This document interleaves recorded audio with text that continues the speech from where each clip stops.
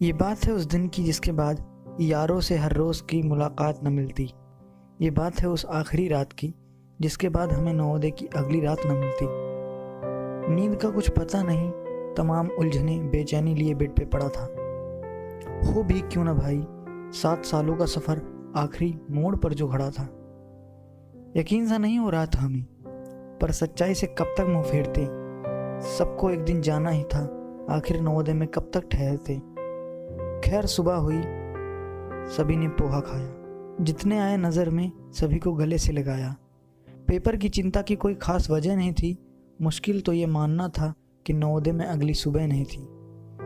फिर हम सभी लोग उस बस की तरफ कदम बढ़ाते हैं। अगर एक सेल्फी भी लो तो पीछे 3-4 गले मिलते हुए फोटो में आ जाते हैं। पेपर हुआ, सभी एक दूसरे की शर्ट पे तमाम कॉम्प्लीमेंट लिख रहे थे। हंसी तो सबकी दिख रही थी, पर आंसू किसी के नहीं दिख रहे थे। आखिर वो पल भी आया, सभी ने अपने एसेट्स नवोदय को वापस कर दिए और नवोदय को छोड़ के जाने का साहस कर दिए। जिस कमरे में हम हल्ला करते थे कभी जोर जोर से, जिस कमरे में हम हल्ला करते थे कभी जोर जोर से, आज वो वीरान था। अब ये मंजर किसी की उजड़ी हुई दुनिया के समान था। आज भी अब चले जाएं अपने उस डॉर्मेट्री में क्लास आवर्स में, किसी का आधा बचा हुआ नाश्ता, किसी के बिखरे हुए मोजे, किसी की गीली टॉवल, किसी का मोबाइल फ़ोन, किसी की खुली हुई किताबें आपको देखने को मिल जाएंगे।